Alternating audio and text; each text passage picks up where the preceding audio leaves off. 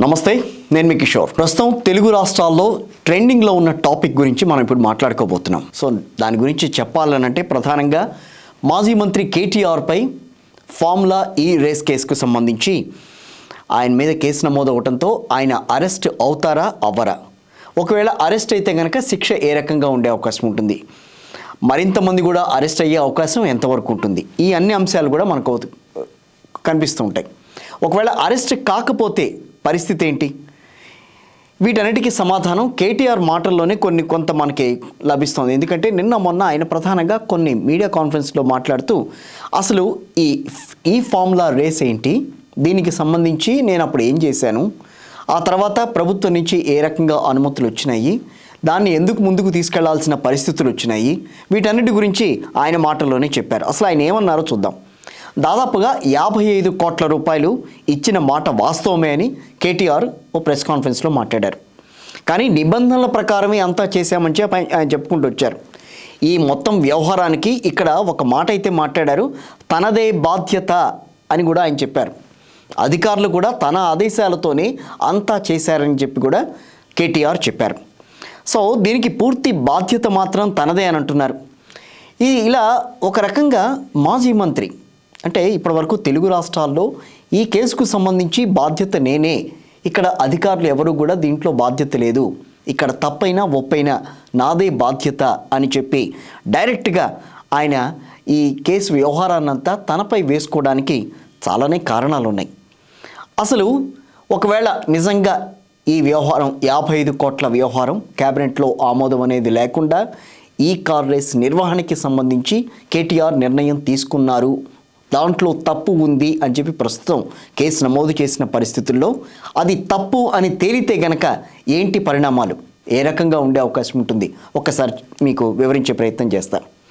కేటీఆర్ నిధుల దుర్వినియోగానికి పాల్పడినట్లు తేలితే గనక ఆ శిక్ష తనకి మాత్రమే పడేలా ఒక రకంగా వ్యూహాత్మకంగానే ఆయన వ్యవహరిస్తున్నారు అనేది రాజకీయ విశ్లేషకులు మాట్లాడుతున్నారు ఇప్పటి వరకు. అంటే మనం రాజకీయ విశ్లేషకులు అనుకునే బదులుగా మొత్తం మీద అసలు పరిస్థితి అయితే అట్లాగే ఉందని అనుకోవచ్చు.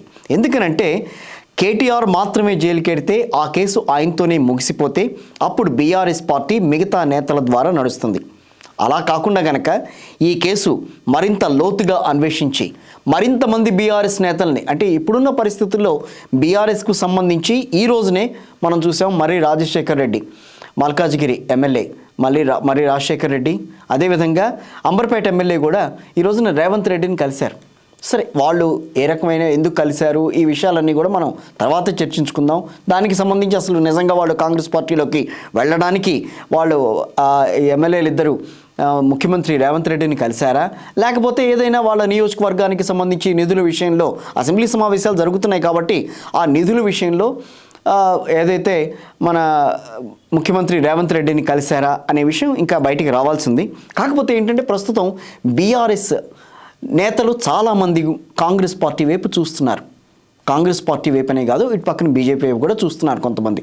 సో వెళ్ళిపోదామా, ఇప్పుడు ఈ కేసు వ్యవహారం బయటకు వస్తే కనుక బీఆర్ఎస్ నేతలు కూడా చుట్టుకునే అవకాశం ఉంటుందని చెప్పి మాట వినిపిస్తోంది. సో బీఆర్ఎస్ నేతలు అంటే మరింత లోతుగా అన్వేషిస్తే కనుక బీఆర్ఎస్ నేతలు హస్తం ఎంతవరకు ఉందని ఏదో రకంగా వాళ్ళను కూడా ఇరికించే ప్రయత్నం చేయటం, తద్వారా బీఆర్ఎస్ పార్టీని అస్థిరపరిచే ప్రయత్నం అయితే జరిగే అవకాశం ఉంటుంది. ఎందుకంటే రాష్ట్రంలో ఉన్నది కాంగ్రెస్ పార్టీ. రేవంత్ రెడ్డి అడుగులు మామూలుగా వేరు ఎప్పుడు కూడా. సో ఒకవేళ ఆయన అడుగులు వేశారు, కరెక్ట్గా రాజకీయ పావులు కదుపుతున్నప్పుడు అన్ని ఆచితూచి వ్యవహరిస్తారు, అన్ని విషయాల్ని ఒకవేళ ఇది జరిగితే ఏమవుతుంది అది జరిగితే ఏమవుతుందన్న ఆలోచనతోనే రేవంత్ రెడ్డి అడుగులు వేసే సందర్భాలను మనం గతంలో చూసాం. కాకపోతే ఇక్కడ ఇంకొక పాయింట్ కూడా మనం చర్చించాల్సిన అవసరం ఉంది. ఎందుకంటే గత శుక్రవారం మనం చూస్తే కనుక సేమ్ ఇదే టైంకి అల్లు అర్జున్ని అదుపులోకి తీసుకున్నారు. సాయంత్రంకి ఆఫ్కోర్స్ మార్నింగ్ అదుపులోకి తీసుకోవడం, సాయంత్రంకి బెయిల్ రావడం, ఇవైతే అన్నీ జరిగినాయి. కానీ శని ఆదివారాలు ఎట్లాగైనా సరే అల్లు అర్జున్ని కూడా జైల్లో ఉంచాలన్న ప్రయత్నం అయితే అప్పుడు జరిగింది. సో ఆ తర్వాత కేసును సీనియర్ న్యాయవాది అయిన నిరంజన్ రెడ్డి వాదించడం, ఆ రోజు సాయంత్రంకి బెయిల్ రావడం, బెయిల్ వచ్చినా కూడా ఆ రోజు రాత్రంతా అల్లు అర్జున్ జైల్లోనే ఉండడం, ఆ జైల్లో ఉండి తర్వాత రోజు పొద్దున్న ఆయన్ని విడుదల చేయటం. సో ఇవన్నీ ఈ తతంగం అంతా జరిగింది. సో శుక్రవారం ఈరోజు కాబట్టి ఈ రోజున కంపల్సరీ శుక్రవారం నాడున ఈరోజు కేటీఆర్ని కూడా అరెస్ట్ చేస్తారు. ఈడీ కూడా ఎంటర్ అయింది కాబట్టి, ఎన్ఫోర్స్మెంట్ డైరెక్టరేట్ కూడా ఎంటర్ అయింది కాబట్టి, సో ఈ రోజున కేటీఆర్ అరెస్ట్ ఉండే అవకాశం ఉంటుంది. ఇప్పటికే దాదాపుగా ఆయన చుట్టూతా మార్షల్స్ని, ఆయన ఉన్న ప్లేస్నంతా టీఆర్ఎస్ భవన్ చుట్టూతా మార్షల్స్ని పెట్టారని చెప్పి, అదే రకమైన పోలీసులు కూడా ఉన్నారు లోపల. సో ఏ క్షణంలోనైనా అరెస్ట్ చేసే అవకాశం ఉందని చెప్పి వార్తలు వస్తున్నాయి. సరే, అరెస్ట్ అవటం ఏంటి, ఆ తర్వాత బెయిల్ మీద రావటం, దీనికి సంబంధించి క్వాష్ పిటిషన్ కూడా కేటీఆర్ ఇప్పటికే నమోదు చేశారని చెప్పి తెలుస్తోంది. సో ఏదైనా సరే ఇక్కడ బీఆర్ఎస్ పార్టీని అస్థిరపరచాలి. అదేవిధంగా కేటీఆర్ చేశారా చేయలేదా అనే విషయాన్ని, తప్పు చేశారా లేదా అనే విషయాన్ని కంటే ముందుగా కేటీఆర్ని అరెస్టు చేయాలని చెప్పి రేవంత్ రెడ్డి ఒక టార్గెట్గా పెట్టుకున్నట్టుగానే కనిపిస్తోంది. ఈ కేసుకు సంబంధించి ఏ తప్పు కూడా తాను చేయలేదని కేటీఆర్ అంటున్నారు. మరైతే ఏసీబీ చెబుతున్న తప్పు ఎవరు చేసినట్లు అనే ప్రశ్న కూడా ఇక్కడ మనకి కనిపిస్తూ ఉంటుంది. అంటే ఏసీబీ ఏం మాట్లాడింది, పురపాలక శాఖ మంత్రిగా ఉన్నారు కాబట్టి మంత్రి తప్పు చేయకపోతే ఆ తప్పుకు బాధ్యత సీఎం దవుతుంది అనే వాదన ప్రస్తుతం నడుస్తోంది. సో కోర్టులో ఏసీబీ వాదించేటప్పుడు ఈ తప్పు తాను చేయలేదని గనక కేటీఆర్ అంటే అది కేసీఆర్ చేశారా? ముఖ్యమంత్రిగా ఉన్నారు కదా కేసీఆర్, అంటే క్యాబినెట్లో చర్చించకుండానే దీనికి ఆమోద ముద్ర ఎట్లా వేయగలిగారు? ఈ 55 కోట్లకు సంబంధించి క్యాబినెట్ కానీ ఆర్థిక శాఖ పర్మిషన్ లేకుండా ఆర్బీఐ రూల్స్కి వ్యతిరేకంగా విదేశీ కంపెనీకి డాలర్ల రూపంలో ఇచ్చేలాగా అధికారులను ప్రేరేపించింది ఎవరు అనే ప్రశ్న మాత్రం స్పష్టంగా తలెత్తుతుంది. కాబట్టి ఈ నేరంలో సీఎంగా ఉన్న కేసీఆర్ కూడా బాధ్యత వహించాల్సిన అవసరం ఉంటుంది అనే వ్యవహారం కనుక బయట వస్తే క్యాబినెట్ మొత్తానికి బాధ్యత అవుతుందని ఏసీబీ తరపున న్యాయవాది కేసును వాదించబోతున్నారు. ఆయన ఈ రకంగా మాట్లాడే అవకాశం ఉంటుంది. అందుకని ఇప్పుడు కేటీఆర్ వ్యూహాత్మకంగా వ్యవహరించారన్నట్టే కనిపిస్తోంది. ఎందుకనంటే ఇది నా తప్పైతే నా తప్పు, నా ఒప్పు అయితే గనక మంచిదే, ఎందుకంటే నా హయాంలో జరిగింది, సో నేనే ముందుకు ప్రేరేపించా, ఈ 55 కోట్ల రూపాయలకు సంబంధించి మొత్తం అంతా నా ద్వారానే నేను చెప్పినట్టుగానే జరిగింది, అధికారుల ప్రమేయం లేదు, ఇందాక నేను చెప్పినట్టుగానే అధికారుల ప్రమేయం లేదు అని చెప్పి ఆయన చెప్తున్నప్పుడు అంటే ఇంకా మిగతా వాళ్ళ ప్రమేయం ఎవరు లేదు అని ఒక పక్క వ్యూహాత్మకంగానే కేటీఆర్ తన చుట్టూనే తిప్పుకుంటున్నారు ఈ వ్యవహారాన్నంతా. నిన్న ప్రెస్ కాన్ఫరెన్స్లో కూడా ఆయన ఇదే విషయాన్ని మాట్లాడారు. ఒకవేళ తప్పనేది జరుగుంటే నేనే చూసుకుంటా కదా దాని గురించి, సో నేనేం చేయాలో నా ఫర్దర్ యాక్షన్స్ అనేవి ఏంటో తెలుస్తాయి కదా, సో దీంట్లో మిగతా వాళ్ళది బాధ్యత ఎట్లా ఉంటుంది అని కూడా ఆయన ప్రశ్నించిన సందర్భాలు చూసాం మనం. క్వాష్ పిటిషన్ కూడా వేశారు. పైగా ఈ కేసులో A1గానేమో కేటీఆర్ ఉన్నారు, A2గానేమో ఐఏఎస్ అధికారి అరవింద్ కుమార్ ఉన్నారు. ఆ తర్వాత మిగతా వాళ్ళు ఎవరైతే ఉన్నారో వ్యూహాత్మకంగా వీళ్ళందరినీ కూడా ఈ కేసులో ఇరికించిన సందర్భాలు అయితే మనకు కనిపిస్తున్నాయి. ఐఏఎస్ అధికారి అరవింద్ కుమార్ను ఏసీబీ ప్రశ్నించినప్పుడు ఆయన కూడా కేటీఆర్ మాటపూర్వక ఆదేశాలతోనే ఇదంతా జరిగింది అని చెప్పారట ఆయన. అంటే అరవింద్ కుమార్ డైరెక్ట్గా చెప్పేశారు ఏసీబీకి ఇదంతా జరిగింది అని చెప్పారు. అందువల్ల ఈ కేసులో ఎవిడెన్స్ పక్కాగా ఉందనే వాదన వస్తుంది. ఇవన్నీ తెలిసే కేటీఆర్ ఓవైపు ప్రభుత్వం మీద, సీఎం రేవంత్ రెడ్డి మీద విమర్శలు చేస్తూనే, మరోవైపు అరెస్టుకు సిద్ధపడుతూనే ఆయన కేసు అనే విషయాన్ని తన వరకే పరిమితం అయ్యేలా వ్యూహాత్మకంగా వ్యవహరిస్తున్నారనే విషయం అయితే మనం ఇప్పటివరకు జరిగిన పరిణామాలను బట్టి చూస్తే మనకు అర్థమవుతుంది. ఫార్ములా ఈ కార్ వ్యవహారంలో మొదటి నుంచి అవినీతి జరిగిందని ఆరోపిస్తున్న కాంగ్రెస్ పార్టీ గవర్నర్ నుంచి అనుమతికి తీసుకున్న విషయంలో లోతైన పరిశీలన చేసినట్టుగానే తెలుస్తోంది. ఎందుకనంటే ఎఫ్ఐఆర్ కాపీలో కీలక అంశాలను ఇందులో పరిచారు. హిమాయత్ నగర్లో ఇండియన్ ఓవర్సీస్ బ్యాంకు నుంచి ఎఫ్ఈఓకు నిధులు బదలాయించినట్టుగా దీంట్లో ప్రధానంగా గుర్తించారు అధికారులు. అడుగడుగున నిబంధనలను ఇందులో తొంగలో తొక్కారు. కనీస నిబంధనలు కూడా పాటించలేదు, కనీస నియమాలు కూడా అనుసరించలేదు. HMDA Hyderabad metro development authority దానికి సంబంధించి 54.88 కోట్లను ఈ రేస్ కోసం దుర్వినియోగం చేశారు అని చెప్పి ఆ ఎఫ్ఐఆర్లో ప్రధానంగా పేర్కొన్నారు. అయితే ఇక్కడ ఏ రకంగా చెల్లింపులు జరిపారు, ఏ టైంలో జరిపారు అనే విషయం కూడా ప్రధానంగా ప్రస్తావనకు వచ్చింది. ఎన్నికల సమయంలో కోడ్ అమల్లో ఉన్న టైంలోనే ఈ డబ్బు బదలాయింపు జరిగింది, అత్యవసరంగా ఈ డబ్బును బదలాయించారు అనే విషయాన్ని కూడా ఇక్కడ ఆరా తీసి బయటికి చెప్పారు. పైగా డబ్బు పంపే ముందు ఈసీ నుంచి కనీస అనుమతులు కూడా తీసుకోలేదు. అంటే ఇక్కడ ప్రధానంగా ఈసీ అనుమతి తీసుకోలేదు, ఫస్ట్ క్యాబినెట్లో ఆమోదం జరపలేదు, అసలు దీని గురించి చర్చించలేదు, క్యాబినెట్ ఆమోదం లేదు, ఆ తర్వాత మిగతా విషయాలు ఒక్కొక్కటిగా బయటకు వస్తాయి. సో ఈ కార్ రేస్ వ్యవహారంలో ఫారిన్ ఎక్స్చేంజ్ నిబంధనలు సైతం ఉల్లంఘించినట్టుగా ఏసీబీ ప్రధానంగా గుర్తించింది. ఈ కేసును పకడ్బందీగా నమోదు చేసే పనిలో ఇప్పటికే ఏసీబీ అధికారులు పూర్తిగా నిమగ్నమయ్యి దానికి సంబంధించిన పూర్తి ఆధారాలు బయటికి తీసుకొచ్చి ఈడీకి అప్పగించారు. ఈడీ కూడా ఎన్ఫోర్స్మెంట్ డైరెక్టరేట్ కూడా ఇందులో ప్రధానంగా ఏం జరిగిందనే విషయాన్ని ఆరా తీస్తోంది. సో మొత్తానికి ఇది పరిస్థితి. సాధారణంగా మనం గత కొన్నాళ్లుగా కొన్ని పరిస్థితులను చూస్తూ వచ్చాం.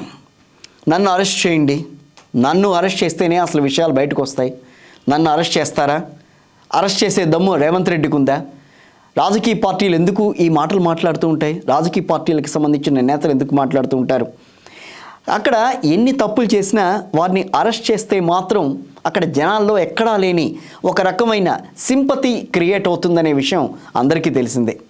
అంటే ఇందులో గతంలో ఏం జరిగిందనే విషయాలను మీ ముందు ప్రస్తావించే కంటే అందరికీ తెలిసిన విషయాలు ఇవే.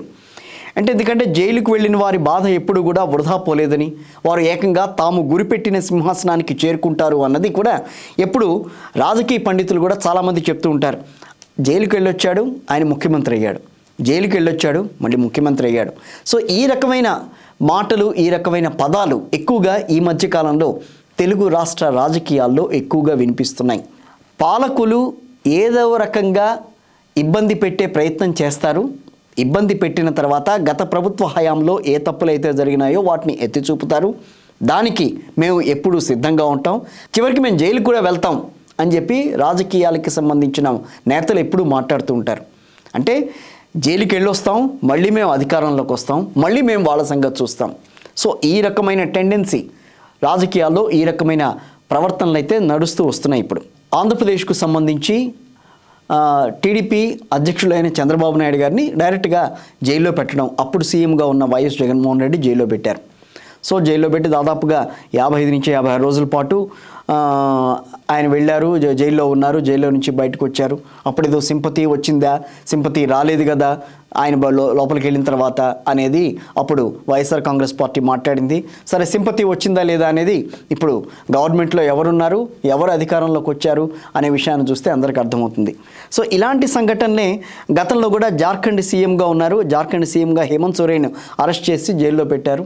మళ్ళీ ఆ తర్వాత ఆయన విడుదలైన తర్వాత ఆయన ముఖ్యమంత్రిగా ప్రమాణ స్వీకారం చేశారు. ఇప్పుడు కేటీఆర్ వంతు వచ్చింది. సో ఇప్పుడు ఆయన అరెస్ట్ చేస్తారు, నెక్స్ట్ కాబోయేది కేటీఆరే ముఖ్యమంత్రి అని కూడా మాట్లాడుతున్నారు.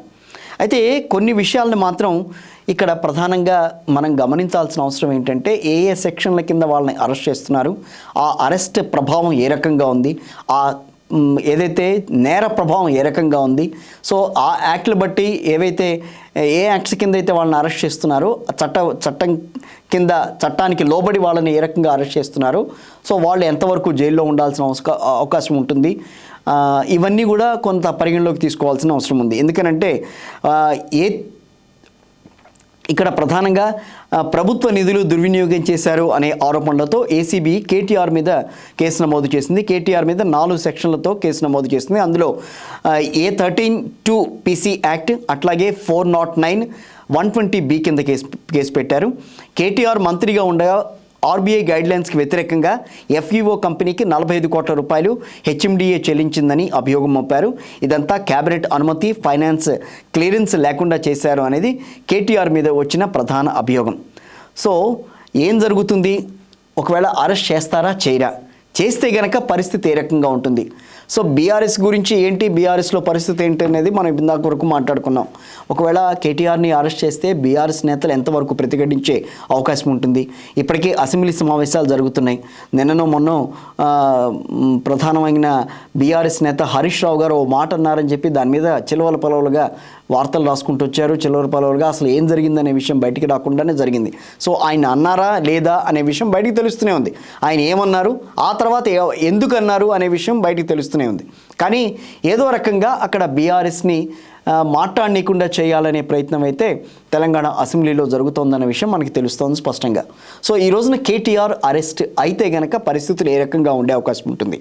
సో లీడ్ చేసేది ఎవరు, కవిత లీడ్ చేస్తారా, రాబోయే రోజుల్లో హరీష్ రావు గారు ఆయన లీడ్ చేస్తారా, లేకపోతే కేసీఆర్ మళ్ళీ రంగంలోకి దిగుతారా, మన ఈ మధ్య కొన్ని వార్తలు చూసాం, కేసీఆర్ మళ్ళీ ప్రజల్లోకి వస్తారు, ప్రజల్లోకి వచ్చిన తర్వాత అన్ని విషయాలు బయటికి చెప్తారు.